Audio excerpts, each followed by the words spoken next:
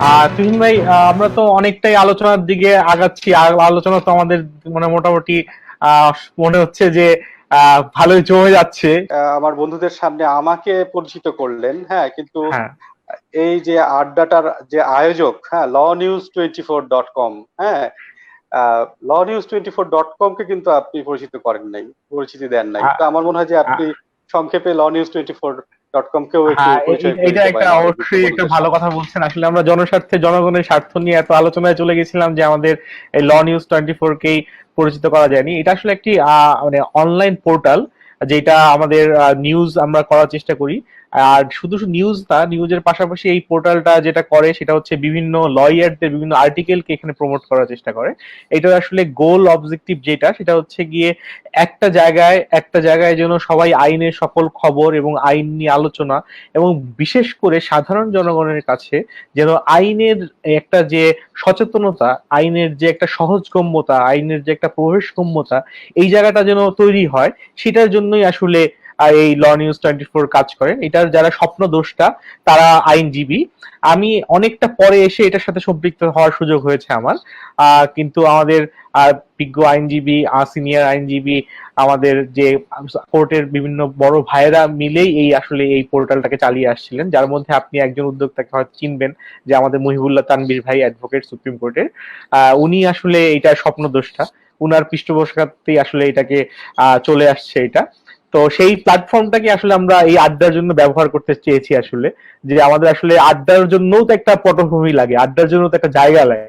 আমরা কোর্টে থাকলে হয়তো চায়ের দোকানে অথবা কফি শপে অথবা আমাদের যে ক্যান্টিনে অথবা লাইব্রেরিতে অথবা হয়তো আমাদের পার্কিং লটে আমরা দাঁড়িয়ে আড্ডার পর ঘন্টার পর ঘন্টা আড্ডা চালিয়ে যেতে পারি, অথবা যে কোনো একটা রুমে। কিন্তু আসলে এই করোনার সময়ে যার যার ঘরে বসে আমি শুরুতে চেষ্টা করছিলাম যে কোনো একটা ঘর ঠিক করা যায় কিনা, যেখানে আমরা সবাই যে কিছুক্ষণ করে আড্ডা দিতে পারি, ফেরত আসতে পারি। কিন্তু দেখলাম যে না, পরিস্থিতি যত কঠিন থেকে কঠিনতর হচ্ছে, এটা এক ধরনের অসম্ভবই হয়ে যাচ্ছে। যে কারণে পরবর্তীতে কি মনে হলো যে ঠিক আছে, আমাদের এই ভার্চুয়াল মিডিয়াতে আমরা ভার্চুয়াল কোর্ট চালু না করতে পারি, ভার্চুয়াল আড্ডা তো চালু করতে পারি। তো সেই আসলে সেই আগ্রহ থেকে, সেই তৃষ্ণা থেকে আসলে এই আড্ডার জায়গাটা চলে আসা। এটা আসলে দুলু ভাই একটু আগে আমাদের বলার চেষ্টা করছিল যে কোন কোন জায়গা, দুলু ভাই অনেকটা আইনের জায়গা থেকে বলার চেষ্টা করলো যে আমাদের বিচারকরা কোন বিষয়গুলোকে তাদের স্বপ্নোদিত এখতিয়ারের আওতায় এনে রায় দিতে পারেন। উনি অনেকটাই, আমার যেটা মনে হলো, যে আইনের জায়গা থেকে বিশ্লেষণ করলো। তারপর আপনি যদি একটু আমাদের দেশের বর্তমান প্রেক্ষাপট অথবা অতীতের যে কোনো রেফারেন্স থেকে বলেন যে আসলে আদালত আমাদের কোন বিষয়গুলোকে তারা এরকম স্বপ্রণোদিত এখতিয়ারের আওতায় নিয়ে আসে, আসলে আমাদের কালচারটা কি, আমাদের প্র্যাকটিসটা কি, আমাদের প্রথাগতভাবে কোন বিষয়গুলো আসলে এই সুমোটোর আওতায় বেশি এসেছে, সেটা যদি আমরা একটু জানতে পারতাম, তাহলে আমাদের জন্য বুঝতে সুবিধা হতো যে কোনগুলো আমাদেরকে নিয়ে যেতে হবে আর কোনগুলো কোর্ট নিজে থেকেই হয়তো নিজেরাই স্বপ্রণোদিত হয়ে নিয়ে আসবে। আচ্ছা, আমি আমাদের আজিজুর রহমান ভাইয়ের সাথে আমি প্রথমে ওনাকে ধন্যবাদ জানাই। উনি ওই চ্যাপ্টারের নাম্বারটা সঠিকভাবে উল্লেখ করে দিয়েছেন যে এটা হবে 11A। তো আসলে আমরা এখানে সবাই তো বিজ্ঞ, বা বিজ্ঞ বন্ধুরাই শুনছেন। তো এজন্য এবং সবার কাছে হাইকোর্ট রুলস আছে, তো এই কারণে আমি অতটা সতর্কভাবে এটি বলি নাই। কিন্তু আমার বিজ্ঞ বন্ধুরা এটা খুঁজে নিতে পারবেন, হ্যাঁ। তো এখন আজিজুর রহমান দুলু ভাই যেটা বললেন যে লেটারের ভিত্তিতে আহ, হাইকোর্ট ডিভিশনের রিট বেঞ্চ এটা পারেন, হ্যাঁ। কিন্তু শুধু লেটার না, কোন একটা নিউজ পেপার রিপোর্টের ভিত্তিতেও কিন্তু এটা পারেন। আমাদের যে রুল 10, সেখানে একদম স্পষ্ট ভাবে বলা আছে। আর আপনার যে প্রশ্নের উত্তরটা কোন কোন ক্ষেত্রে আমাদের যাওয়া উচিত, হ্যাঁ, তো আমি হাইকোর্ট রুলস এর ওই রেলেভেন্ট সেকশন এর যদি বরাদ দিয়ে বলি, তো সেই ক্ষেত্রে আমাকে বলতে হয় যে a public wrong of grave nature has occurred or is occurring or is going to occur, ঠিক আছে। এখানে public wrong of grave nature এইভাবে এটিকে বর্ণনা করা হয়েছে। তো এখন আর সুমোটো বিষয়ে আর এখানে কিছু প্রক্রিয়াগত বিষয় আছে। হ্যাঁ, আমার কাছে যেটা মনে হয় যে এই প্রক্রিয়াটা আমাদের সুপ্রিম কোর্টে সব ক্ষেত্রে যথাযথভাবে অনুসরণ করা হচ্ছে না। যেটা সচরাচর হয়ে আসছে যে ইদানিং আমরা অনেক ক্ষেত্রেই ধরুন পত্রিকায় একটা রিপোর্ট প্রকাশিত হয়েছিল, প্রকাশিত হলো, এটা খুবই জনগুরুত্ব সম্পর্কিত, এই যে পাবলিক রং, হ্যাঁ। তো আমরা ধরুন এটা গিয়ে কোর্টে এটা উপস্থাপন করলাম। তো কোর্ট যখন এটা সুমোটো অর্থাৎ নিজে থেকে এটিকে আমলে নিয়ে একটা আদেশ দিবেন, সেটি কিন্তু আমরা যে 10টা রিট পিটিশন ফাইল করি, যেখানে একজন পিটিশনার থাকে, একজন ব্যক্তি বা একটা প্রতিষ্ঠান, এবং বিপক্ষ থাকে হচ্ছে সাধারণত সরকার, হ্যাঁ। তো বা সরকারের কোনো স্থানীয় কর্তৃপক্ষ। তো যখন সুমোটো রুল হবে তখন কিন্তু পিটিশনার হবে স্টেট। এটি কিন্তু সুমোটো রুলের ক্ষেত্রে একটা প্রজ্ঞাতগত বিষয়। তো এবং যেহেতু স্টেট হবে, এখানে যেহেতু কোনো পিটিশনার নেই, তো সেক্ষেত্রে আপনি জানেন যে আমরা যখন রিট করি তখন কিন্তু আমাকে রিটের সাপোর্টে একটা এফিডেভিট করতে হয়। তো সুমোটো রুলেতে কোনো এফিডেভিট হচ্ছে না। তো যে কারণে কোর্ট যেটি করবেন, কোর্ট একটি অর্ডার ইস্যু করবেন, ধরেন একটা পত্রিকার রিপোর্টের ভিত্তিতে রুল ইস্যু করছেন। তো এই পত্রিকার যিনি রিপোর্টার, তার কাছে এই কোর্টের সুমোটো আদেশের একটা কপি যাবে এবং এর সাথে সাথে একটি ভেরিফিকেশন ফর্ম যাবে। ওই ভেরিফিকেশন ফর্মে পত্রিকার রিপোর্টার এটি তার রিপোর্টের পক্ষে একটা ভেরিফিকেশন দিয়ে, বা তার যদি আরো কোনো বক্তব্য থাকে এটা দিয়ে এটা হাইকোর্টে ফেরত পাঠাবেন। এইটাই কিন্তু প্রক্রিয়া। কিন্তু ইদানিং দেখা যাচ্ছে অনেক ক্ষেত্রেই মানে রুলটা হচ্ছে সুমোটো, কিন্তু গতানুগতিক যে ধারাটা, যেটা ধরেন ওই পিটিশনার যিনি আহ, এটা কোর্টের নজরে আনলেন, তিনি হয়ে যাচ্ছেন পিটিশনার, হ্যাঁ। বা কোর্ট অনেক ক্ষেত্রে বলছেন যে না না, পত্রিকার রিপোর্টের ভিত্তিতে দেব না, আপনি একটা পিটিশন নিয়ে আসেন, হ্যাঁ। তো এখন যখনই পিটিশন আমি নিয়ে যেতে যাব, তখন কিন্তু এফিডেভিট করারও একটা বিষয় আসে। তবে যদিও জনস্বার্থ মামলায় যদি কোনো আইনজীবী ইন পার্সন পিটিশনার হয়, তো সেক্ষেত্রে কিন্তু তার ওই এফিডেভিটের ওই বাধ্যবাধকতা নেই। তারপরেও আমার যদি তথ্যের সূত্রটা হয় হচ্ছে যে একটা পত্রিকার রিপোর্ট, তো সেক্ষেত্রে আমি তো ওই পত্রিকার রিপোর্টের বাইরে আর কিছু আহ, এখানে উপস্থাপন করতে পারছি না। তো সেক্ষেত্রে হাইকোর্টের বর্তমান যে রুলসটা, সেই রুলসটাই পুরোপুরি অনুসরণ করাটাই আমি মনে করি যে সব থেকে ভালো হয়। অর্থাৎ কোর্ট এক্ষেত্রে সুমোটো হিসেবেই রুলটা ইস্যু করবেন। এখানে পিটিশনার হবে স্টেট, এবং রেসপন্ডেন্ট কে কে হবে এটা কোর্ট নিজেই ঠিক করে দেবেন। এবং এই যে পত্রিকার রিপোর্টের ভিত্তিতে এই রুলটা ইস্যু করা হচ্ছে, সেই পত্রিকার রিপোর্টারের কাছে হাইকোর্ট রুলস অনুযায়ী ওই ভেরিফিকেশন ফর্মটাও যাবে। তো এক্ষেত্রে একটা ঝুঁকি থাকতে পারে যে রিপোর্টার হয়তোবা এই ভেরিফিকেশন ফর্মটা পূরণ করে কোর্টে ফেরত পাঠালো না। তো এই ধরনের সিচুয়েশনেও কিন্তু আমাদের হাইকোর্ট রুলস বিস্তারিত বিবরণ দিয়ে দিয়েছে। অর্থাৎ যদি এই ধরনের ভেরিফিকেশন ফর্ম ওই রিপোর্টার কর্তৃক নাও আসে ফেরত, তো সেক্ষেত্রেও কিন্তু এই মামলাটি শুনানির জন্য উপস্থাপন করতে হবে একটা নির্দিষ্ট সময় অন্তে, যে সময়টাতে আহ, এটি পরবর্তী আদেশের জন্য কোর্টের সামনে আসার কথা। তো এই যে প্রক্রিয়াগুলো, এগুলোও কিন্তু পাবলিক ইন্টারেস্ট লিটিগেশন, এবং এটি আমি বলবো যে কোর্ট নিজেই ইনিশিয়েট করছেন। এখানে কিন্তু কোনো লয়ার এটা ইনিশিয়েট করছেন না। এখন প্রশ্ন করতে পারেন যে কোর্ট একটি মামলা শুরু করলো, একজন জাজ, হ্যাঁ, তো সে নিজেই কি এটার বিচারক হতে পারে কিনা? এই তর্কটা কিন্তু মানে অনেক বিজ্ঞ আইনজীবীদের পক্ষ থেকেও আসছে। হ্যাঁ, আপনারা জানেন যে প্রিন্সিপাল অফ ন্যাচারাল জাস্টিস বলে যে প্রিন্সিপালটা হাজার হাজার বছর ধরে অনুসরণ করছে, হ্যাঁ, যে ওয়ান ক্যানট বি জাজ অফ হিজ ওন কজ, হ্যাঁ। তো এখন জাজ নিজে একটা সুমোটো রুল ইস্যু করলো, হ্যাঁ। আবার অর্থাৎ মানে জাজ নিজেই অনেকটা এখানে বাদীর মতো, হ্যাঁ। আবার নিজেই ওই মামলাটা শুনছেন, বিচার করছেন। এটি নিয়ে আহ, আমাদের প্রয়াত আইনজীবী মাহমুদ ইসলাম স্যার, শ্রদ্ধেয় মাহমুদুল ইসলাম স্যার, উনিও কিন্তু অনেক আপত্তি করেছেন এটি নিয়ে। উনি বিভিন্ন মামলায় সাবমিশন রেখেছেন, বা ওনার যে বইটি আমাদের সবাইকেই পড়তে হয়, কনস্টিটিউশনাল ল অফ বাংলাদেশ, এটার যে থার্ড এডিশনের প্রিফেসটাও আপনি দেখবেন, হ্যাঁ, সেখানে কিন্তু উনি এই যে কোর্টের সুমোটো রুল করার যে ইস্যু করার যে ব্যাপারটা, এটার কিন্তু উনি আহ যথেষ্ট পরিষ্কার ভাষায় এটার বিরোধিতা করে গেছেন, যদি বলছেন যে না, হ্যাঁ, কোর্ট সুমোটো রুল ইস্যু করতে পারবে না।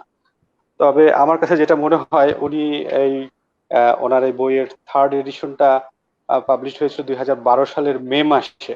আর আমরা হাইকোর্ট রুলস এর যে বর্তমান যে সংশোধিত সংস্করণটা আমরা পেয়েছি, এটা হয়েছিল 2012 সালের ওই বছরেরই নভেম্বর মাসে, যদিও এটা কার্যকর হয় 90 দিন পরবর্তীতে। তো এখন আপত্তি থাকতে পারে বিজ্ঞ আইনজীবীদের অনেকেরই, কিন্তু যেহেতু হাইকোর্ট রুলস আমাদের সুপ্রিম কোর্ট প্রণীত একটা রুলস, যেটি মহামান্য রাষ্ট্রপতি কর্তৃক অনুমোদিত হয়ে এসেছে, আমি মনে করি যে এটার যথাযথ অনুসরণ করা দরকার। হ্যাঁ, আর জাজ নিজেই তার কজের বিচার করবেন কিনা, এই যে এই প্রসঙ্গে আমি একটা প্রস্তাব রাখতে পারি। হ্যাঁ, এটা যে অনুসরণ করতেই অবশ্যই হবে দেখেন, বা এই করতে অবশ্যই হবে দেখেন। ব্যাপারটা এমন না। আমার প্রস্তাবটা হচ্ছে তাহলে সেক্ষেত্রে আহ, একজন জাজ সুমোট রুল ইস্যু করলো, হ্যাঁ, কিন্তু রুলটা ওনাকেই হিয়ারিং করতে হবে, ব্যাপারটা এরকম না। রুলটা হিয়ারিং এর জন্য রেডি হয়ে গেলে এটাকে উনি অন্য কোনো একটা সিনিয়র বেঞ্চে উনি ট্রান্সফার করে দিতে পারেন। তাহলে ওই যে প্রিন্সিপাল অফ ন্যাচারাল জাস্টিসের সঙ্গে যে সংঘাতটা তৈরি হয়, সেই সংঘাতটা আমার মনে হয় যে কিছুটা এড়ানো সম্ভব। আর আর প্রক্রিয়াগত ঠিক যে বিষয়টা, জি, আর ঠিক প্রক্রিয়াগত একই বিষয়টা, বিষয়ে একটা কমেন্টস আছে, আমি কমেন্টসটা একটু আপনার নিয়ে নিলে সময় সুবিধা হবে। যে আমাদের একজন আইনজীবী বলেছেন, জনস্বার্থে সুমোটো রুল ইস্যু করা কি পিআইএল হিসেবে পরিচিতি পাবে কিনা, এবং এই ক্ষেত্রে কোর্ট কি নিজেই বাদী কিনা, যেটা আপনার প্রশ্ন থেকে আসলে উঠে এসেছে। সেই যে আমি একটু এই জন্য সবাই জানানোর জন্য একটু এই কমেন্টসটা নিলাম। হ্যাঁ, জনস্বার্থ মামলা যেগুলো সুমোটো রুল যেগুলো জনস্বার্থ মামলা হিসেবে স্বীকৃতি পেয়ে এসেছে, হ্যাঁ, বা এটা কিন্তু জনস্বার্থ মামলা সংক্রান্ত বাংলাদেশে যত ধরনের আইনগত প্রবন্ধ বা ওই পুস্তক আছে, সবখানে এই ধরনের অনেক অনেক সুমোটো রুলকেই, হ্যাঁ, পাবলিক ইন্টারেস্ট লিটিগেশন হিসেবেই গণ্য করে আসা হয়েছে। তো আর জনস্বার্থ মামলা আসলে একটা বিশেষ ধরনের মামলা। এটা আমরা গতানুগতিক আহ, মামলার মধ্যে আহ, আমাদের যে বিভিন্ন লয়ারদের যে রোলটা দেখি, এটা একটু ডিফারেন্ট। হ্যাঁ, অর্থাৎ সুমোটো জনস্বার্থ মামলার ক্ষেত্রে স্টেট হচ্ছে বাদী, স্টেট হচ্ছে বাদী, আর সরকার হচ্ছে বিবাদী। তো সেক্ষেত্রে আমাদের জানেন যে প্রত্যেকটা বেঞ্চেই রাষ্ট্রপক্ষের আইনজীবী থাকে। তাহলে রাষ্ট্রপক্ষের আইনজীবীর ভূমিকাটা কি হবে? কারণ রাষ্ট্র তো সাধারণত গভর্নমেন্টকে, রাষ্ট্রপক্ষের আইনজীবী বন্ধুরা আমাদের, তারা কিন্তু সাধারণত গভর্নমেন্টকেই প্রোটেক্ট করে। হ্যাঁ, কিন্তু জনস্বার্থ মামলা এর ব্যতিক্রম। জনস্বার্থ মামলার উদ্দেশ্য সরকারের সঙ্গে সংঘাতে যাওয়া না। আমি এরকম অনেক অনেক দৃষ্টান্ত দেখাতে পারবো, যে সমস্ত মামলায় দেখা গেছে জনস্বার্থ মামলায় সরকার এবং মামলার পিটিশনার একযোগে কাজ করেছে। অর্থাৎ এখানে রাষ্ট্রপক্ষের ভূমিকা বা সরকারের ভূমিকা সহযোগিতামূলক। আহ, জনস্বার্থ মামলা অনেক ক্ষেত্রেই দেখা যাচ্ছে যে সরকারকে বা আমাদের লেজিসলেচারকেও সাপ্লিমেন্ট করছে, বা তাদেরকে সহযোগিতা করছে বিভিন্নভাবে। আপনি বাংলাদেশে এমন অনেক জনস্বার্থ মামলা পাবেন, যেখানে দেখা যায় যে হাইকোর্ট ডিভিশন বিভিন্ন রুলস তৈরি করে দিয়েছে।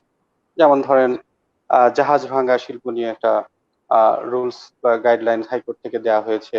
যেমন ধরেন এমার্জেন্সি মেডিকেল কেয়ার সংক্রান্ত বিষয়ে, দুর্ঘটনায় আক্রান্ত কোনো একজন রোগী, তাকে হসপিটালে নিয়ে যাওয়ার পর অনেক ধরনের জটিলতার সৃষ্টি হয়। হ্যাঁ, তো এই ভয়ে কিন্তু অনেকে তাকে হসপিটালে নিয়েও যেতে চায় না, মামলা মোকদ্দমার আবার জড়িয়ে পড়ে যায়, সন্দেহের শিকার হন কিনা। তো সেক্ষেত্রেও কিন্তু আমাদের হাইকোর্ট একটা রুলস জারি করেছে। বা যেমন ধরেন কর্মক্ষেত্রে নারীদের আহ যে হয়রানি বা যৌন হয়রানির যে বিষয়গুলো, এগুলো নিয়েও কিন্তু হাইকোর্ট রুলস তৈরি করে দিয়েছে। অর্থাৎ যতক্ষণ পর্যন্ত না আমাদের লেজিসলেচার বা সংসদ কোনো আইন তৈরি করে দিচ্ছে, ততক্ষণ পর্যন্ত এই হাইকোর্টের রুলস গুলোই আইন হিসেবে আহ মানে কাজ করবে, বা আইনের যে একটা শূন্যতাটা আছে সেই শূন্যতাটা পূরণ করবে। অর্থাৎ জনস্বার্থ মামলায় আমাদের ওই ট্রেডিশনাল অন্যান্য মামলাগুলোর মতো ধরলে হবে না। এখানে আপনি, আমার বন্ধুদেরও অভিজ্ঞতা হবে, অনেক মামলাতেই এরকম দেখবেন যে হয়তোবা তারা কোর্টে গিয়ে কোর্টের নজরে এনেছেন, এবং পরবর্তীতে দেখা গেছে যে রাষ্ট্রপক্ষের যে আমাদের বন্ধুরা আছে তারা কিন্তু কোর্টকে সহযোগিতা করেছে। অর্থাৎ এই যে অ্যাডভার্সারিয়াল কোর্ট অফ সিস্টেমের যে একটা বিষয়, যে কোর্টের ভূমিকা এখানে আম্পায়ারের মতো, হ্যাঁ, আর দুই পক্ষের আইনজীবীরা এখানে ফাইট করবে, আর কোর্ট আম্পায়ার হিসেবে দেখবে যে কে জিতলো কে হারলো। এখানে কিন্তু জনস্বার্থ মামলায় কিন্তু মানে অ্যাডজুডিকেশনটা সেইভাবে হয়। এখানে কিন্তু আচ্ছা, আমরা তিন একটা প্রশ্ন পক্ষ নিয়ে নিব। মিলে একসঙ্গেও কাজ করে। আচ্ছা, আমরা একটা প্রশ্ন নিয়ে নিব। আমাদের একজন বিজ্ঞ বন্ধু আমাদের একজন প্রশ্ন করেছে যে কোর্ট বন্ধ থাকলে জেলা জজ মহোদয়কে জনস্বার্থের কোনো বিষয়ে কোনো চিঠি দেওয়ার বিধান আছে কিনা? আমার মনে হয় এটা আমাদের আজিজুর রহমান ভাই আহ ভালো বলতে পারবেন, যেহেতু উনি জেলা আমি জজ তাহলে আদালতে উনাকে উনাকে অনেকদিন আমি ডেকে জাজ আমি হিসেবে দায়িত্ব ওনাকে পালন আমাদের করেছেন। এখানে ডেকে নিয়ে আসতেছি। বাট দুলু আমি ভাই। বলবো যে জনস্বার্থ মামলায় হ্যাঁ, হ্যাঁ, নিম্ন শিওর। আদালতেও যে এটাকে যাতে সম্প্রসারণ করা যায়, এটার কিন্তু একটা প্রয়াস কিন্তু ছিল বা আছে। সুতরাং মানে আমাদের জেলা জজ আদালতেও যেটা যাবেন না, আমার সেটা মনে হয় না। তো আমরা আমাদের আজিজুর রহমান ভাইয়ের কাছ থেকে শুনি এই বিষয়ে। হ্যাঁ, দুলু ভাই, প্রশ্নটা হচ্ছে গিয়ে আচ্ছা, কোর্ট বন্ধ থাকলে জেলা জজ মহোদয়কে জনস্বার্থে কোনো চিঠি দেওয়ার বিধান আছে কিনা, এটা আমাদের একজন বিজ্ঞ বন্ধু জানতে চাচ্ছিলেন। সরাসরি ভাবে কোনো বিধান নেই। উত্তর হলো সরাসরি ভাবে কোনো বিধান নেই। তবে আহ, আমাদের সংবিধানে একটা আইন আছে, সংবিধানে একটা আর্টিকেল আছে। এই আর্টিকেল অনুযায়ী জেলা জজকে কিন্তু, দেশের প্রত্যেক জেলা জজকে কিন্তু রিট জুরিসডিকশন পাওয়ারটা এম্পাওয়ার করা যায়। এটা একটা আর্টিকেলে আছে। সেইটা যদি করা হয় তখন কিন্তু জেলা জজকে এই জনস্বার্থে চিঠি দেয়া যাবে। কিন্তু বর্তমান যে অবস্থায় জেলা জজদের ফাংশনাল জুরিসডিকশন দেয়া আছে, এই অবস্থায় দেয়া যাবে না। আরেকটি আচ্ছা বিষয় দুলু ভাই, আপনি যদি আরেকটু রিপিট করতেন যে কোন জায়গাটায় এখতিয়ারটা দেওয়া আছে, একটু যদি আরেকটু রিপিট করতেন যে কি প্রক্রিয়ায় দিলে তখন জেলা জজরা নিতে পারবেন, এটা যদি একটু আরেকটু ক্লিয়ার করে বলতেন। এটা সংবিধানে সম্ভবত আর্টিকেল 44-এ, আমি আমার মেমোরি থেকে বলতেছি, একটা সাব আর্টিকেলে এই সুযোগটা দেয়া আছে যে গভর্নমেন্ট মানে সুপ্রিম কোর্ট অথবা গভর্নমেন্ট ইচ্ছা করলে সাবঅর্ডিনেট কোর্টের জেলা জজকেও মানে রিট জুরিসডিকশনের পাওয়ারটা এক্সারসাইজ করতে ডেলিগেট করতে পারেন। যখন ডেলিগেটেড মানে পাওয়ার ওনারা পেয়ে যাবেন তখন চিঠি দিতে তারপরে পারবেন, পারবেন। আদারওয়াইজ পারবেন না।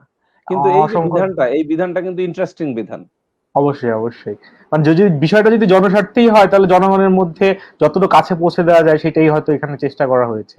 কারেক্ট। আরেকটি বিষয় আমি বলতে চাচ্ছিলাম শিহাব ভাই, সেটা হলো যে যে বিষয়টা নিয়ে আমাদের খুবই উদ্বিগ্ন হওয়ার বিষয়। একটু আগে আমার মোবাইলে একটা মেসেজ আসলো। সেই মেসেজটা হলো যে বরিশালের একজন আইনজীবীকে টিসিবির কর্মকর্তাকে লাঞ্ছিত করানোর কারণে মোবাইল কোর্ট সাজা দিয়েছেন 7 দিনের। তো এইটা কিন্তু আমাদের মানে একটা খুবই ব্যাড ইনস্ট্যান্সের জন্য অ্যালার্মিং। এই জন্য যে আমাদের টোটাল সুপ্রিম কোর্ট দেখেন আজকে এই সাধারণ ছুটির আওতায় মানে তার সমস্ত কাজকর্ম বন্ধ করে দেওয়ার কারণে এক্সিকিউটিভ অথবা সরকারের, পার্টিকুলারলি এক্সিকিউটিভ, তাদের যে মিস মানে miss use of the power যেটা করতেছেন, সেইটার কিন্তু কোনো চেক অ্যান্ড ব্যালেন্স এই মুহূর্তে নেই। না থাকার কারণে এই এই ইনসিডেন্টসটা ঘটেছে, এবং আরো এই ধরনের ঘটনা ঘটবে। এবং এর সুদূর প্রসারী যে দিকটা খুবই অ্যালার্মিং, সেটা হলো যে আপনি দেখবেন সিআরপিসির 190-এর 1-এর মানে 190 সাবসেকশন 4 একটা অ্যামেন্ডমেন্ট করা হয়েছে 2009 সালে। এটাতে কি করা হয়েছে, এই অ্যামেন্ডমেন্টে করে বলা হয়েছে যে এই সিআরপিসির এই সেকশনে যাহা কিছুই থাকুক না কেন, অথবা এই সিআরপিসির অন্য কোনো আইনে যাহা কিছুই থাকুক না কেন, সরকার ইচ্ছা করিলে কারণ উল্লেখপূর্বক এক্সিকিউটিভদের সিআরপিসির 190-এর 1-এর এ বি সি অর্থাৎ 3টে পাওয়ারে ডেলিগেট করতে পারবে। যে 3টি পাওয়ার মাজদার হোসেন মামলার রায়ের পরে বিচার বিভাগ সেপারেশন হওয়ার পরে তাদের দেওয়ার আর কোনো এখতিয়ার নেই। কিন্তু এখানে নির্বাহী বিভাগের যে মানে সুকৌশল যেটা, তারা 2009 সালে কিন্তু এই আইনটা পাশ করেছেন, এই অ্যামেন্ডমেন্টটা করেছেন। আমাদের দুর্ভাগ্য হলো যে আমাদের সুপ্রিম কোর্টে কোনো গ্রুপ অফ লয়ার্স অথবা বাংলাদেশ সুপ্রিম কোর্টের যে অ্যাসোসিয়েশন আছে, আমাদের বার অ্যাসোসিয়েশন, এদের কোনো সাব কমিটি নাই যে আমাদের দেশে যে সকল আইন টাইম টু টাইম পার্লামেন্ট কর্তৃক পাশ হয় সেই আইনগুলোকে অবজার্ভ করে সুপ্রিম কোর্টে এই পিআইএল আকারে করা হবে অথবা এটার বিরুদ্ধে স্ট্যান্ড নেওয়া হইবে। যে আইনজীবীগণ পিআইএল করেন এটা তাদের নিজস্ব মানে ব্যক্তিগত উদ্যোগে এবং ব্যক্তি মানসিকতা এটা কিন্তু করে থাকেন, কিন্তু সামষ্টিকভাবে এটা না, এটা করা দরকার। এবং এই অ্যালার্মিং যেটা খুবই গুরুত্বপূর্ণ বিষয় সেটা হলো যে 190-এর 4 ধারার যদি অধীনে এ বি সি চলে যায় তাহলে মাজহার হোসেন মামলার যে রায় সেটা তো পদদলিত হবেই, অ্যাজ ওয়েল অ্যাজ টোটাল মানে একটা এনার্কি তৈরি হয়ে যেতে পারে আর কি। মানে আমার কাছে এটা কেন যেন মনে হচ্ছে আর কি। তুহিন কিছু বলবে আচ্ছা, কিনা? আপনার দুলু ভাই, আপনার কথা শুনে আমার একটা ভালো কথা মনে পড়ছে। সেটা হচ্ছে গিয়ে আমরা তো জনস্বার্থ মামলা নিয়ে কথা বলতেছি, মানে যদি এটাকে ইংরেজিতে দেখি পাবলিক ইন্টারেস্ট লিটিগেশন, সেটাই তো বলে। আর যদি সংক্ষেপে দেখি তাহলে হচ্ছে পিআইএল। কিন্তু ইদানিং আমরা এই পিআইএল এর একটা আলাদা বা আলাদা একটা ডেফিনেশন আমরা শুনতে পাই। সেটাকে অনেকেই বলে হচ্ছে যে পাবলিসিটি ইন্টারেস্ট লিটিগেশন। তো এই সম্পর্কে আপনার যদি কিছু জানা থাকে আপনি বলতে পারেন। এই জায়গায় যে আমি একটা জিনিস বলতে চাই, সেটা হলো যে অনেক সময় অনেক আইনজীবী যাদের ধরেন আইন অঙ্গনে পরিচিতি কম, তারা হয়তো টু সাম এক্সটেন্ট পাবলিসিটির জন্য এটা করে থাকেন। ওই যে বললাম যে আসলে আমাদের সুপ্রিম কোর্টে there is no group for studying the law that এই আইনটা এই ধরনের হয়েছে, জনস্বার্থে এই আইনটা সঠিক না, সুতরাং এই আইনটাকে একটু চ্যালেঞ্জ করা যায় সামষ্টিকভাবে। এটা সামষ্টিকভাবে করলে কিন্তু এই যে পাবলিসিটির যে কনসেপশনটা এটা কিন্তু আর থাকতো না। কারণ যদি আপনার for example Bangladesh supreme court bar association থেকে যদি 20 জন লয়ারকে অথবা 50 জন লয়ারকে এই একটা গ্রুপ তৈরি করে একটা সাব কমিটি করে তৈরি করে যদি এই দায়িত্ব দেওয়া হয় যে পার্লামেন্ট থেকে যে আইনগুলো পাশ হবে সেই আইনগুলো পর্যবেক্ষণ করে তারা একটা রিপোর্ট দিবে কমিটিকে, তখন সুপ্রিম কোর্ট বার অ্যাসোসিয়েশনের প্রেসিডেন্ট এবং সেক্রেটারি এটার উপর একটা ব্রিফ দিবেন জাতিকে, এবং তারা এইটাকে বার অ্যাসোসিয়েশনের যে সংবিধান, যে right to protect the public interest, এই এক ধরনের একটা বিধান আছে। কিছুদিন আগে রুহুল কুদ্দুস কাজল ভাই মানে নিউলি ইলেক্টেড যে জেনারেল সেক্রেটারি অফ দ্য বার, উনি কিন্তু এটা উল্লেখ করেছেন। তাহলে ওই প্রভিশনের অধীনে কিন্তু এটাকে চ্যালেঞ্জ করা যায়। চ্যালেঞ্জ করলে যেটা হবে সেটা হলো যে আমাদের যে বিচার বিভাগের যে মান মর্যাদা, বিচার বিভাগের যে সক্রিয়তা পাবলিক ইন্টারেস্ট রক্ষার্থে, সেটা কিন্তু রক্ষা হবে। আরেকটি বিষয় এই ক্ষেত্রে না উল্লেখ করলেই নয়, সেটা হলো যে আমরা কিন্তু আইনজীবীগণ পাবলিক সার্ভেন্ট। এটা 66 ডিএলআর এফিলেট ডিভিশন পেজ 1, এখানে মিস্টার জাস্টিস মোজাম্মেল হোসেন একটা রায়ে এই কথাটা বলে গেছেন যে অ্যাডভোকেটস আর পাবলিক সার্ভেন্ট। কোন advocates? The advocates who interprets before the supreme Court of Bangladesh, as Supreme Court is a court of law, court of justice. অর্থাৎ কোর্ট অফ, এইটা আবার পেনাল কোডের সেকশন 21-এ আছে ডেসক্রিপশন 4-তে, যে the person who interprets before the court of justice is called public servant. Justice নাকি court of record? Court of justice. এবং এটা জুডিশিয়ারির যে বাতায়ন আছে, ন্যাশনাল বাতায়ন, ওখানেও কিন্তু বলা আছে যে কোর্ট অফ জাস্টিসটা হলো সুপ্রিম কোর্ট, অর্থাৎ কোর্ট অফ জাস্টিসে আইন ইন্টারপ্রেট করা হয়, কিন্তু সাবঅর্ডিনেট কোর্টে কিন্তু আইনের ব্যবহার হয়। আর অ্যাপিলেট ডিভিশন হলো কমপ্লিট কোর্ট অফ জাস্টিস। এখন এইটা বলার উদ্দেশ্য হলো আজকে যে ঘটনাটা দেখলাম এটা হয়তো এইটা হইতো না যদি সুপ্রিম কোর্ট খোলা থাকতো, বা হইতো, ধরেন কথার কথা হইতো, কিন্তু any lawyer on behalf of that incident or any representative on behalf of that person can come to the High Court division and file a writ petition that there are some errors in punishing him. But now for closing all functions of the Supreme Court আমরা কিন্তু সেটার থেকে বঞ্চিত হচ্ছি। আচ্ছা, ঠিক একই প্রশ্নে আমি আবার একটু তুহিন ভাইয়ের কাছে আসতে যাচ্ছিলাম যে পিআইএল এটা কি পাবলিক ইন্টারেস্ট লিটিগেশন, আবার কখনো এটা হয়েছে পাবলিসিটি ইন্টারেস্ট লিটিগেশন, এই সম্বন্ধে আপনার মতামত জানতে চাচ্ছিলাম। আসলে পিআইএল কে পাবলিসিটি ইন্টারেস্ট লিটিগেশন বলাটা মানে খুবই দুর্ভাগ্যজনক। হ্যাঁ, কারণ পিআইএল কনসেপ্টটাই হচ্ছে যে আমাদের বিচারক এবং আইনজীবীদের একটা প্রোঅ্যাক্টিভ ভূমিকা। হ্যাঁ, তো এই বিষয় নিয়ে কিছু পাবলিসিটি হতেই পারে। পাবলিসিটির কাজটা কিন্তু আইনজীবী বা বিচারকরা করেন না, পাবলিসিটির কাজটা করেন মিডিয়া। মিডিয়াকে কিন্তু পাবলিসিটি করার আগে তার ওই নিউজটার ভ্যালুটা দেখতে হয়। হ্যাঁ, যে এটা আসলে নিউজেরও তো একটা মার্কেট আছে, যে এটা মার্কেটে যাবে কিনা। হ্যাঁ, তো এখন মিডিয়া কিন্তু তার নিজ দায়িত্বেই যে কোন নিউজটা পাবলিক ভালোভাবে নেবে বা কোন জিনিসটা নেবে না, এভাবেই এই স্বার্থেই করে। তো এখন কিছু ক্ষেত্রে ধরেন সুমোটো রুল নিয়েও কিন্তু অনেক পাবলিসিটি হচ্ছে। সুমোটো রুলে তো আমি বলবো যে জাজ সাহেব নিজেই বাদী। এখন আপনি কি বলবেন যে জাজ সাহেব পাবলিসিটির জন্য এটা করেছেন? আবার ধরে নেন সুমোটো রুল না, কোন একজন আইনজীবী একটা রিট পিটিশন ফাইল করেছে, রিট পিটিশন ফাইল করার পরে আদালত একটি রুল ইস্যু করেছে। তো আদালত যখন রুল ইস্যু করে ফেললো, তো তখন কিন্তু ওই মামলাটা আর ওই আইনজীবীর থাকলো না। তখন কিন্তু আলোচনাটা হচ্ছে আদালতের একটি রুল বিষয় নিয়ে। তো যে একটি পিটিশনে কোর্ট মনে করছে যে এই বিষয়টা নিয়ে রুল ইস্যু করা দরকার, হ্যাঁ, হাইকোর্টের একটা রুল কিন্তু ছেলে খেলার কোনো একটা বিষয় না। তো সেটা যদি আলোচনার বিষয়বস্তু হয়, তো সেক্ষেত্রে মানে আইনজীবীর তো কিছু করার নেই।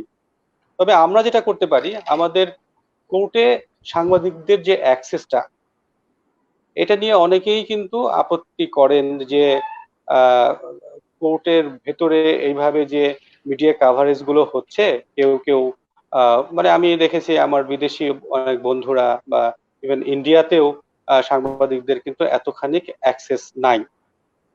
আহ, আর এবং এটা অনেক ক্ষেত্রে আবার বাক স্বাধীনতার পরিপন্থী হতে পারে যদি আমরা সাংবাদিকদেরকে রিপোর্ট করতে না দিই। কিন্তু হ্যাঁ, আমি তবুও বলবো যে অনেক ক্ষেত্রে রিপোর্টিং গুলো এমন হয়ে যাচ্ছে যে আমাদের পেশাগত স্ট্যান্ডার্ডের জন্যও কিন্তু এটা মানে ক্ষতির কারণ। এক হিসেবে ধরেন এমন একটা জায়গায় রাস্তার মধ্যে দাঁড় করিয়ে কথা বলা হচ্ছে, একজন আইনজীবী একটা আইন বিষয়ে, গুরুতর একটা আইন বিষয়ে, সুপ্রিম কোর্ট একটা রুল বিষয়ে কথা বলবেন। হ্যাঁ, আর সুপ্রিম কোর্টের রুল বিষয়ে কথা বলার ক্ষেত্রেও কিন্তু যথেষ্ট সতর্কতা অবলম্বন করা উচিত। হ্যাঁ, কারণ একটা সাব জুডিস ম্যাটার, হ্যাঁ, এটা নিয়ে আমি কতটুকু বলতে পারি। তো এই জন্য পাবলিসিটি যেটা হচ্ছে, পাবলিসিটির হয়তোবা কিছুটা নিয়ন্ত্রণ করা যেতে পারে, এটা প্রতিষ্ঠানের স্বার্থে। কিন্তু এর জন্য শুধুমাত্র আইনজীবীকে দোষ দেওয়া সম্ভব একেবারেই আচ্ছা তাই অনুচিত। নয়, আমার কাছে মনে হয় ক্লিয়ার। আমি একটা প্রশ্ন নিব। আমাদের একটা প্রশ্ন এসেছে যে আন্তর্জাতিক অপরাধ আইনের অধীনে অপরাধ সমূহের যেমন genocide, crime against humanity, war crimes, crime against aggression ক্ষেত্রে জনস্বার্থে মামলা করার এখতিয়ার আছে কিনা, এই বিষয়ে একজন আমাদের আইনজীবী জানতে চেয়েছেন। আমাদের আজিজুর রহমান ভাই কিন্তু একটা ভালো প্রসঙ্গ এনেছিলেন। হ্যাঁ, যে কোন বিষয়ে আহ, মানে জনস্বার্থ মামলা করা যাবে বা করা যাবে না, এটা মানে ঠিক করে দেওয়া যাবে না। হ্যাঁ, বা এটা ঠিক করে দেওয়া যায় না। তবে এই ধরনের একটা এফোর্ট কিন্তু মানে আমাদের সুপ্রিম কোর্টের পক্ষ থেকে হয়েছে। আমার যতদূর মনে পড়ে মামলাটির বাদী সম্ভবত ছিল আহ কালী প্রসন্ন সিংহ বা আমি একটু জাস্ট দেখে নিচ্ছি, কালীপদ মৃধা। কালীপদ মৃধা, এটা 3 CLR এবং একই সঙ্গে 18 বিএলসি, এই দুইটাতেই রিপোর্টেড হয়েছে। তো এই মামলাতে কিন্তু আমাদের হাইকোর্ট ডিভিশন কিছু ক্ষেত্র নির্ধারণ করে দিয়েছিল যে এই এই বিষয় নিয়ে পিআইএল করা যাবে, এভাবে নির্ধারণ করে দিয়েছিল। তো এখন আমি নিজে ওই জাজমেন্টের সঙ্গে একমত হতে পারি না যে এই বিষয় নিয়ে হবে না। যেমন ওখানে একটা বিষয় বলা আছে যে ডেভেলপমেন্ট প্রজেক্ট নিয়ে পাবলিক ইন্টারেস্ট লিটিগেশন করা যাবে না। তো আমি আমার একটা অভিজ্ঞতার কথা বলি, যে আমাদের একটা ধারণা হয়ে গেছে মানুষের মধ্যে বা আমাদের আইনজীবীদের মধ্যে যে পাবলিক ইন্টারেস্ট লিটিগেশন সম্ভবত একটা প্রবণ কাজ, অর্থাৎ লয়াররা বিনে পয়সায় এই ধরনের কাজে সম্পৃক্ত হয়, এই ধরনের কাজে সম্পৃক্ত দেয়। বাট আমি কিন্তু শুরুতেই বলেছি যে আমি আমার পেশাগত কাজের একটা অংশ হিসেবেই পাবলিক ইন্টারেস্ট লিটিগেশনে সম্পৃক্ত হয়েছি এবং আমি আমার ক্লায়েন্টদেরকে মানে আমার পেশাগত যে সার্ভিসটা সেটা দিয়েছি। তো আমার একটা অভিজ্ঞতা ছিল এরকম যে এক ভদ্রলোক এসেছে, তিনি মানে সরকারের উচ্চ পদেই আছে বলা চলে। তো তিনি একটা বিষয় নিয়ে সংক্ষুব্ধ তার এলাকার। তো সেই বিষয়টা নিয়ে উনি চাচ্ছেন যে একটা মানে রাস্তা সোজা না হয়ে আহ একটা এঁকে বেঁকে যাচ্ছে আর কি। মানে বিষয়টা অনেকটা এরকম। তো এখন একটা রাস্তা রাস্তা কিন্তু সোজা হলেই কিন্তু মানে এটা সবার জন্য সুবিধাজনক হয় আর কি। যেমন ধরেন সড়ক দুর্ঘটনার কমে বা রাস্তার যানবাহনের গতি বৃদ্ধি পায় বা ইত্যাদিতে এই সংক্রান্ত বিষয়ে রিপোর্টের জাজমেন্টও আছে। কিন্তু এটা তো অবশ্যই একটা ডেভেলপমেন্ট প্রজেক্ট, একটা রাস্তা হচ্ছে, হ্যাঁ, বাট এটা সোজা না হয়ে আহ, তিনটি অতিরিক্ত বাঁক তৈরি করছে কোনো একটা বিশেষ ব্যক্তি বা প্রতিষ্ঠানের স্বার্থে। তো তখন উনি এটাতে সংক্ষুব্ধ হলেন। তো এখন সে যেহেতু একজন শিক্ষিত ব্যক্তি, তো আমি তাকে ওই হাইকোর্ট ডিভিশন ওই মানে জাজমেন্টটাই বের করে দিলাম যে দেখেন আমাদের হাইকোর্ট তো বলেছে যে ডেভেলপমেন্ট প্রজেক্ট নিয়ে রিট করা যাবে না, হ্যাঁ, কিন্তু আমার মনে হচ্ছে এটা নিয়ে রিট করা যাবে, হ্যাঁ। আমি তাকে আমাদের সংবিধানটাও বের করে দেখালাম যে দেখেন যে এখানে বলা আছে যে যদি ডেভেলপমেন্ট প্রজেক্ট নিয়ে রিট করতে হয় তো সেক্ষেত্রে অ্যাটর্নি জেনারেলকে একটা নোটিশ দিয়ে আসতে হবে। তো আমরা তো যে কোনো রিটের ক্ষেত্রে অ্যাটর্নি জেনারেলকে নোটিশ দিয়ে তারপর রিটটা করি। তো অ্যাটর্নি মানে তার মানে ডেভেলপমেন্ট প্রজেক্ট নিয়ে রিট করা যায়। যদি রিট করা যায় তাহলে পাবলিক ইন্টারেস্ট লিটিগেশন নিয়ে করা যাবে না কেন? তো আমার যে বন্ধুটি বলেছেন যে পিআইএল করা যায় কি যায় না, আমার মনে হয় যে উনি উত্তর ইতিমধ্যে পেয়ে গেছেন আর কি। ওনাকে দেখতে হবে উনি যাই নিয়ে রিট করতে চান না কেন, রিটের যে শর্তগুলো আছে সেই শর্তগুলো যদি পূর্ণ হয় তো সেক্ষেত্রে রিটের মেইনটেনেবিলিটির অন্যান্য যা যা বিষয় আছে সেগুলো যদি উনি শর্ত পূরণ করতে পারেন সেক্ষেত্রে উনি রিট রেজিস্ট্রেশনে আসতে পারেন। আর এটা পিআইএল কি পিআইএল হবে না সেটা আরো অনেক কিছু বিষয়ের উপর নির্ভর করবে। তিনি আসলে এটা পাবলিক ইন্টারেস্টে করছেন নাকি কোনো প্রাইভেট ইন্টারেস্ট আছে এর পেছনে, সেটাও তো একটা বিষয়।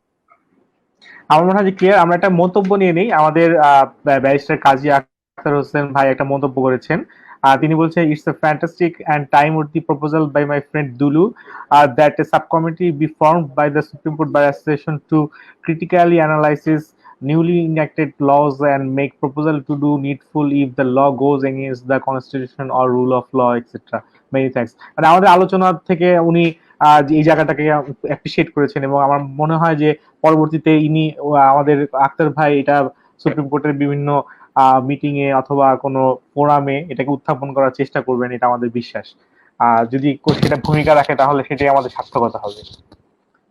এখানে আমার আমরা মনে হয় যে কাজী আখতার হোসেন ভাই যেহেতু উনি বারের নির্বাচিত প্রতিনিধিও ছিলেন, হ্যাঁ, সর্বোচ্চ ভোটে নির্বাচিত সদস্য ছিলেন, তিনি উদ্যোগী ভূমিকা নিতে পারেন। আমি আমার একটু মন্তব্য করব আমাদের সুপ্রিম কোর্ট বার অ্যাসোসিয়েশন সম্পর্কে। আমাদের সুপ্রিম কোর্ট বার অ্যাসোসিয়েশন কিন্তু তার যে গঠনতন্ত্রে যে তার যে ভূমিকাগুলো ছিল, হ্যাঁ, সেই গঠনতন্ত্রের ভূমিকাগুলোর থেকে এটা দিনকে দিন একটা সমবায় সমিতির মতো হয়ে যাচ্ছে। অর্থাৎ আমরা আমাদের রুটি রুজির স্বার্থ সংক্রান্ত বা পেশাগত স্বার্থ সংক্রান্ত বিষয় নিয়েই শুধুমাত্র চিন্তা ভাবনা করছি, বাট আমাদের যে বৃহত্তর লক্ষ্যগুলো ছিল, রুল অফ ল এর প্রতি যে আমাদের কমিটমেন্ট ছিল, আমাদের সংবিধানের প্রতি যে আমাদের পেশাগত অঙ্গীকার ছিল, কারণ আমার মনে হয় যে ওই বিষয়ে আমরা একদিন আবার পূর্ণাঙ্গ আলোচনায় আসতে পারি। জনস্বার্থে আমরা আজকে আলোচনা না রেখে ওই বিষয়ে একটা আমাদের পূর্ণাঙ্গ আলোচনা হতে পারে, একটা পূর্ণাঙ্গ আড্ডা হতে পারে। আমি আজিজুর রহমান ভাইকে ধন্যবাদ দেবো ওনার এই প্রস্তাবটার জন্য। হ্যাঁ, অবশ্যই একটা ভালো প্রস্তাব ছিল। তো আমরা আরেকটা মন্তব্য নিয়ে নিই যে সাধারণ জনস্বার্থে যে সকল রুল অ্যাবসলিউট হয় সেগুলোর বাস্তবায়ন কতটুকু হয়, বিশেষ করে অনেক ক্ষেত্রেই অবজারভেশন দেয় অথবা রাষ্ট্রকে ব্যবস্থা নিতে নির্দেশ দেয়। এক্ষেত্রে কন্টেম্পট করে কি কন্টেম্পট যেসব ক্ষেত্রে করা হয় সেক্ষেত্রে আসলে কতটুক কন্টেম্পট করার পরে কতটুক তা কার্যকর হয় সে বিষয়ে জানতে চাচ্ছিলেন। আমি সবচেয়ে ভালোভাবে তুহিন ভাই যে এটার সাথে যদি আপনি একটু অ্যাড করে নেন, সেটা হচ্ছে গিয়ে আমাদের সময়ও যেহেতু খুব কম, আপনি যদি আমাদেরকে একটু জানান যে এখন পর্যন্ত যতগুলো এই জনস্বার্থ মামলা হয়েছে, আমার জানা মতে সব মিলে 100-150 এর মধ্যেই থাকবে। খুব বেশি জনস্বার্থী মামলা আমাদের হয়তো এই দেশে এখনো পর্যন্ত হয় নাই। তো যতগুলো জনস্বার্থে মামলা এ পর্যন্ত হয়েছে তার মধ্য থেকে সাকসেসফুলি কিছু জনস্বার্থ মামলা যদি আপনি আমাদেরকে একটু জানান যে এই এই অর্জনগুলো আসলে এই জনস্বার্থের মামলার মাধ্যমে হয়েছে, তাহলে আমাদের জন্য খুব সুবিধা হতো। যে সবচেয়ে আপনার আপনার দৃষ্টিতে সবচেয়ে সফল জনস্বার্থ মামলা কোনটি ছিল? আচ্ছা, যেমন আপনি বললেন যে জনস্বার্থ মামলা হয়তো বা ১-১৫০-র বেশি হবে না। হ্যাঁ, আমি প্রথমে এর সঙ্গে দ্বিমত পোষণ করবো আর কি। আমার ধারণা জনস্বার্থ মামলা যেগুলো নিষ্পত্তি হয়ে গেছে সেগুলোর সংখ্যা মানে ৫০০-র বেশি তো হবেই। হ্যাঁ, হাজারও ছুঁই ছুঁই হতে পারে। আচ্ছা। কারণটি হচ্ছে যে আমাদের অনেকগুলো প্রতিষ্ঠান কিন্তু প্রতিনিয়ত তারা পাবলিক ইন্টারেস্ট লিটিগেশন করেই যাচ্ছে। অনেকগুলো লিগ্যাল এইড অর্গানাইজেশন আছে বা অনেকগুলো একটা পরিবেশবাদী সংগঠন আছে, নারীর স্বার্থ নিয়ে কাজ করে এরকম সংগঠন আছে, এ ধরনের অনেক সংগঠন আছে। কোনো কোনো ক্ষেত্রে আমার তো মনে হয় যে একটা সংগঠনই ১-১৫০ মামলা করেছে। হ্যাঁ, এমন দৃষ্টান্ত কিন্তু আছে। তো আমার মনে হয় যে অঙ্কটা মানে ৫০০-র বেশি হাজারের হবে। মধ্যে থাকবে, হ্যাঁ, ৫০০ থেকে হাজারের মধ্যে থাকবে অঙ্কটা। ৫০০ থেকে ১০০০-এর মধ্যে হবে আর কি। আচ্ছা, তো সেই জায়গা জনস্বার্থ থেকে মামলার একটা সেই জায়গা হতাশাব্যঞ্জক থেকে দিক ছিল যে সফল। অনেক ক্ষেত্রেই হুম। হ্যাঁ, অনেক ক্ষেত্রেই জনস্বার্থ মামলার জাজমেন্টের পরে এই জাজমেন্টের ইমপ্লিমেন্টেশন একটা আহ, আমি বলবো যে হতাশার চিত্র বহন করতো একটা সময়ে। এখনো কোনো কোনো ক্ষেত্রে তাই। হ্যাঁ, বাট তারপরেও কিছু কিছু মামলার এই যে যেমন ধরেন বুড়িগঙ্গা নদীতে এখন কিন্তু সীমানা পিলার চিহ্নিত হয়ে গেছে বা বুড়িগঙ্গাকে ঘিরে অনেক ধরনের কার্যক্রম চলছে। হ্যাঁ, বা পরিবেশগত দিক দিয়েও অনেক ধরনের মামলা হয়েছে। তো সেক্ষেত্রে আমি বলবো যে আহ, চিত্রটা অতটা হতাশাব্যঞ্জক না। হ্যাঁ, বেশ কিছু মামলার ইমপ্লিমেন্টেশন হচ্ছে। আর এই চ্যালেঞ্জটা তো জনস্বার্থ মামলার না, এটা আমাদের জুডিশিয়ারির একটা চ্যালেঞ্জ। জুডিশিয়ারির একটা রায় ইমপ্লিমেন্টেড হচ্ছে না বা এনফোর্স হচ্ছে না কোর্টের। তো এটা শুধুমাত্র জনস্বার্থ মামলার ক্ষেত্রে না, অন্যান্য অনেক ক্ষেত্রেও, অনেক সিভিল মোকদ্দমার ক্ষেত্রেও মানে আমার ব্যক্তিগত অভিজ্ঞতা আছে যেখানে কোর্ট রায় দিয়েছে কিন্তু সেই রায়ের এক্সিকিউশন হচ্ছে না, বা এরকম আরো অন্যান্য ক্ষেত্রেও হচ্ছে আর কি। তো সেক্ষেত্রে আমি বলবো যে শুধুমাত্র জনস্বার্থ ও মামলার চিত্র দিয়ে আহ এটাকে বিবেচনা করতে হবে না। আমাদের জাজমেন্ট গুলোর সুপ্রিম কোর্টের ওভারঅল এনফোর্সমেন্ট কেমন সেটা নিয়েই আমাদেরকে ভাবতে হবে, এবং এটা আহ, যতটুকু ঘাটতি আছে সেই ঘাটতিগুলো পূরণ করার চেষ্টা করতে হবে। আর যখন কোর্ট একটা বিষয়ে জাজমেন্ট দিয়ে দেয়, হ্যাঁ, অর্ডার দিয়ে দেয়, তখন ওই মামলাটা জনস্বার্থ বা নাকি ব্যক্তি স্বার্থ এটা কোনো বিষয় না। এটা কোর্টের একটা আদেশ, কোর্টের আদেশ ইমপ্লিমেন্টেড হতে হবে। আর যদি কেউ ইমপ্লিমেন্ট করতে না চায় তাহলে প্রয়োজনে হায়ার কোর্টে যাবে, আপিল করবে। আপিলেট কোর্টের যে আদেশ হবে সেটা তো চূড়ান্ত আদেশ, চূড়ান্ত আদেশ মানতেই হবে, এর কোনো বিকল্প নেই। তাহলে যদি আমি আপনাকে জানতে চাই যে এই জনস্বার্থ মামলাকে সফল করতে অথবা জনস্বার্থ মামলা থেকে যেসব নির্দেশনা দেয়া হচ্ছে, যেসব রায় দেয়া হচ্ছে, তাকে সফলভাবে কার্যকরী করতে যদি আপনার কাছে কোনো প্রস্তাবনা চাওয়া হয়, তাহলে আপনি কি ধরনের প্রস্তাবনা দিবেন, কি রকম সুপারিশ রাখবেন আপনি? আচ্ছা, আমার সুপারিশ একটা এরকম যে জনস্বার্থ মামলার তো আসলে এখন দুইটা ক্যাটাগরি ভাগ করা যায়। হ্যাঁ, যে কিছু মামলা লয়াররা ইনিশিয়েট করছে, আর কিছু মামলা কোর্ট সুমোটো হচ্ছে।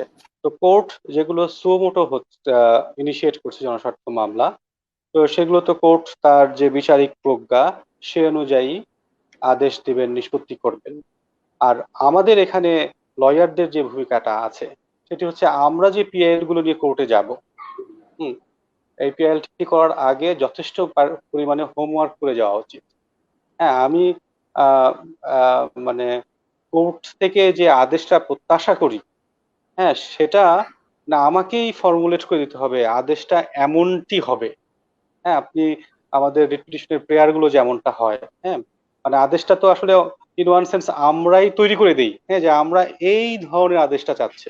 তো এখানে যাতে অস্পষ্টতা না থাকে, আর এটা আমি জানি কিছু কিছু পাবলিক ইন্টারেস্ট লিটিগেশনের ক্ষেত্রে 3 মাস, 6 মাস, 1 বছরেরও অধ্যবসায়ের প্রয়োজন পড়েছে, মানে আইনজীবীদের স্টাডি করার প্রয়োজন পড়েছে। বাট ইদানিং অনেক পাবলিক ইন্টারেস্ট লিটিগেশনে হচ্ছে মানে একদম এক দৌড়ে গিয়ে পিআইএল করে দেয়া, বা এই 1 সপ্তাহের মধ্যে বা একদিনের মধ্যে পাবলিক ইন্টারেস্ট লিটিগেশন, এগুলো আমার মনে হয় যে অ্যাভয়েড করা উচিত।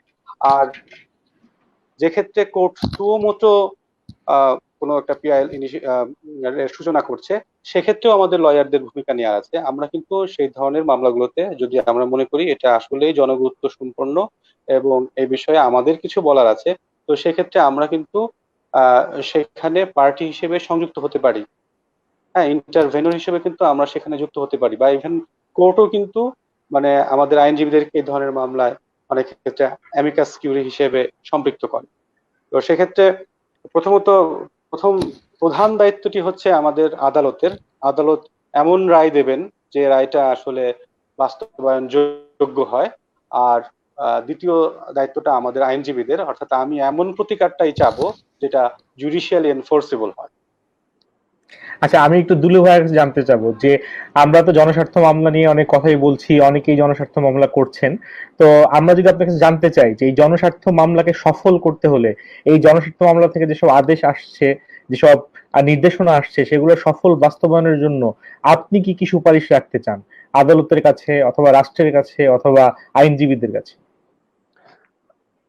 রাষ্ট্রের কাছে আমার কোনো সুপারিশ ওইভাবে করার নেই, কারণ রাষ্ট্র দুলু ভাই, আমাদের আপনি কি শুনতে পাচ্ছেন? হ্যাঁ, আমি শুনতে পাচ্ছি। আপনি কি শোনা যাচ্ছে? শোনা যাচ্ছে? হ্যাঁ, শুনতে পাচ্ছি, বলেন। হ্যাঁ, রাষ্ট্রের কাছে আমার কোনো সুপারিশ আমি শুনতে দেওয়ার পাচ্ছি। ওইভাবে ওইভাবে নেই। তবে আমি মনে করি যে আমাদের নিজেদেরকেই একটা কাজ নিয়ে আগাতে হবে। সে কাজটা হলো আমাদের ১৯৯৯ সালে মাজদার হোসেন মামলায় যে জাজমেন্টটা দেয়া হয়েছে, 52 ডিএলআর রিপোর্টেড কেস, বা অন্য জার্নালেও আছে। এই মামলার রায়ে কিন্তু শুধুমাত্র একপাক্ষিকভাবে জাজেস টেনিউর, জাজেস স্যালারি, জাজদের সিকিউরিটি, জাজদের ডিগনিটি, এই সকল বিষয়ে কিন্তু ওখানে দিক নির্দেশনা দেয়া আছে by the honourable appellate division. কিন্তু ২০১২ সালের 13ই আগস্ট জাতিসংঘে একটা ইউএন রেজুলেশনে একটা রেজুলেশন পাস হয়েছে, মানে জেনারেল অ্যাসেম্বলিতে একটা রেজুলেশন পাস হয়েছে। ওই জেনারেল অ্যাসেম্বলিতে যে রেজুলেশনটা পাস হয়েছে ২০১২ সালের 13ই আগস্ট, এটার হেডলাইনটা হলো the independence and dignity of the জাজেস অ্যান্ড দ্য লয়ার্স। মানে জাজ এবং লয়ার্স উভয়ের ইন্ডিপেন্ডেন্স দরকার। এই জাজ এবং লয়ার্স উভয়ের ইন্ডিপেন্ডেন্স যদি না হয়, উভয়ের ডিগনিটি যদি এনশিওর না হয়, তাহলে আমাদের বিচার বিভাগ পরিপূর্ণভাবে ইন্ডিপেন্ডেন্ট হবে না। তাহলে আমরা কিন্তু এখন পর্যন্ত বিচার বিভাগের যে স্বাধীনতার কথাটুকু বলতেছি, বা যে সেপারেশনের কথাটুকু বলতেছি, সেটা কিন্তু ওয়ান সাইডেড। কিন্তু জাতিসংঘ ২০১২ সালের 13ই আগস্টে যে রেজলিউশনটার আমি কথা বললাম, the titled as the independence and dignity of জাজেস অ্যান্ড লয়ার্স, এই রেজলিউশনের 48 নম্বর প্যারাগ্রাফে চমৎকার একটি মানে একটা কথা বলা হয়েছে। 48 নম্বর প্যারাগ্রাফে বলা হয়েছে যে বিশ্বের প্রত্যেকটি দেশে সরকার ন্যায় আইনজীবীদেরও ইন্ডিপেন্ডেন্স এবং ডিগনিটি এনশিওর করিবেন। এই কারণে যে বিচারকদের মতো যদি সমভাবে আইনজীবীগণ ইন্ডিপেন্ডেন্ট এবং ডিগনিফাইড না হয়, তাহলে রাষ্ট্রের যে কোনো গ্রুপ তাদের কাজে ইন্টারফেয়ার করতে পারে, তাদেরকে থ্রেট দিতে পারে। এই যে মানে সুদূর প্রসারী চিন্তা, এটা কিন্তু জাতিসংঘ ২০১২ সালে অ্যাডপ্ট করেছে, এবং এই চিন্তার নিরিখে আমাদেরকে কিন্তু এগিয়ে যেতে হবে। মানে আমাদের ওই জায়গায় আপনি যে প্রশ্নটা করেছেন যে আসলে এই পাবলিক ইন্টারেস্ট লিটিগেশনের যে অবজারভেশন গুলো বা ডাইরেকশন গুলো, এগুলো আমাদের রাষ্ট্রের কাছে সুপারিশ নয়, বরং আমাদের কাছে প্রথম সুপারিশ।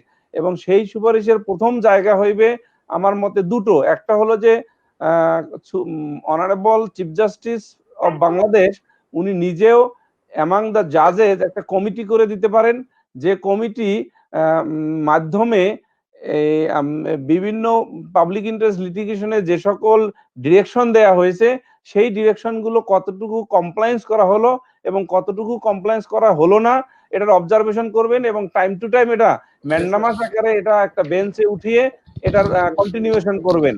On the other hand there should be a separate committee or group on behalf of the supreme court bar Association, যারা যে যে কমিটিতে বা গ্রুপে তাদেরও কাজ হবে এই যে পিআইএল গুলো, যতগুলো পিআইএল হয়েছে এবং এই পিআইএল এর সাকসেসফুল যে সকল নির্দেশনা আছে এগুলোকে অবজারভেশন করা এবং এই অবজারভেশনের গুলো করতে গিয়ে যে সকল মানে ডিরেকশন গুলো কমপ্লায়েন্স হয় নাই সেই সকল বিষয় সংশ্লিষ্ট বেঞ্চে মানে এগুলোকে রেইজ করা, এজিটেট করা। তাহলে কি হবে, বোথ ওয়েজ যখন এটার কাজ হবে তখন এটার কিন্তু একটা সাকসেসফুল এন্ড রেজাল্ট আমরা পাবো, আমরা বলতে জাতি পাবে আর কি।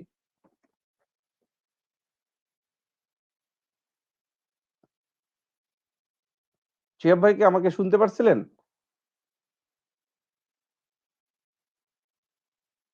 হ্যালো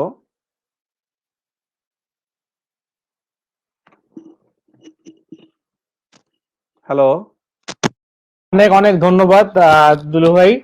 আসলে আমরা আমাদের এই প্রোগ্রামের একেবারে শেষ পর্যায়ে চলে এসেছি এবং আমার মনে হয় যে আমরা বেশ কিছু ভালো ভালো সুপারিশ আমরা আমাদের দুজন আজকের যে দুজন আড্ডার অতিথির কাছ থেকে আমরা বেশ কিছু ভালো ভালো সুপারিশ পেয়েছি এবং সারাদিন তো আমরা আপনাদের কাছ থেকে অনেক কিছু শিখতে পেয়েছি। এই জন্য আপনাদের অনেক অনেক ধন্যবাদ।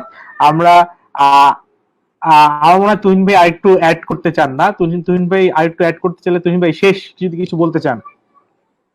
না, আমি আসলে কিছু বলতে চাই না। আমি দেখেছি যে অনেকের প্রশ্ন আমি দেখেছি, কিন্তু সেগুলোর উত্তর আসলে মনে হয় দেয়া হয়নি বা দেয়া যায়নি। হ্যাঁ, তো যেহেতু এটা ফেসবুকে সম্প্রচারিত হয়েছে, এই প্রশ্নগুলো ফেসবুকে রয়ে যাবে। তো আমি চেষ্টা করব এই প্রশ্নগুলো ফেসবুকে রিপ্লাই দিয়ে দেওয়ার জন্য। আমি আজিজুর রহমান ভাইকেও অনুরোধ করব, যদি কোনো প্রশ্ন আমাদের মনে হয় যে না, যেটা আমরা অ্যাড্রেস করতে পারি নাই, তো সেক্ষেত্রে আমাদের সঙ্গে আড্ডায় যারা অন্য বন্ধু যারা যুক্ত ছিলেন তাদের ওই প্রশ্নগুলো আমরা উত্তর দিয়ে দেওয়ার চেষ্টা করব। অবশ্যই সেটা আসলে আমাদের জন্য খুব ফ্রুটফুল হবে যদি আপনারা আমাদের এই ফেসবুক পেজে একটু দেখেন যে কি কি প্রশ্ন আসলে এসেছে। এবং শুধুমাত্র আমাদের ফেসবুক পেজে না, আমরা আমাদের ফেসবুক পেজের যে কমেন্টস গুলো সেগুলো আমরা হয়তো স্টুডিওর এখানে নিয়ে আসতে পেরেছি, কিন্তু আমাদের এটা শেয়ার দেওয়ার কারণে আরো অনেক গ্রুপ থেকে অনেক কমেন্টস এবং অনেক প্রশ্ন এসেছে যেগুলো আসলে আমরা এই স্টুডিওর পর্দায় নিয়ে আসতে পারিনি। তো আমার আপনাদের কাছে অনুরোধ থাকবে যে আপনারা সময় পেলে সেগুলোকে আপনারা একটু অ্যান্সার গুলো দেওয়ার চেষ্টা করবেন। আর যেহেতু এটা আমরা বলছি আড্ডা এবং এই আড্ডা চলমান থাকবে, আমরা হুট করে আবার যে কোনো দিন আপনাদেরকে ডেকে ফেলবো যে আবার এই বিষয় নিয়ে কথা বলতে অথবা নতুন কোনো বিষয়ে। তো আপনারা আমাদের এই আড্ডায় ছিলেন, যে কারণে আমরা অনেক অনুপ্রাণিত হয়েছি, অনেক কিছু জানতে পেরেছি এবং আমার বিশ্বাস যে আমার সাথে আমাদের সাথে যারা ছিলেন আমাদের ফেসবুকের মাধ্যমে তারা অনেক কিছু জানতে পেরেছেন। এবং আমি আমাদের সাথে যারা ফেসবুকে ছিলেন তাদের সবাইকে অনুরোধ করব যে আপনারা অবশ্যই আমাদের যে প্ল্যাটফর্ম ল নিউজ 24 সেটার ফেসবুক পেজে লাইক দিবেন, আমাদের সাথে থাকবেন, যাতে করে আপনারা রেগুলার আমাদের যে আড্ডা সেই আড্ডাগুলোর সাথে থাকতে পারেন, আড্ডাগুলোর খবর পান। এবং আমরা আশা করব যে আমাদের একদিন পর পর, আজকে 2 তারিখ, 4 তারিখ, 6 তারিখ, 8 তারিখ, ধারাবাহিকভাবে আমরা এরকম অনলাইন আড্ডা দেখার চেষ্টা করব।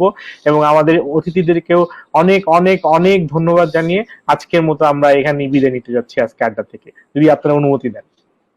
Thank you. জি, আপনাদের সবাইকে ধন্যবাদ। ধন্যবাদ। আপনাদের সবাইকে ধন্যবাদ।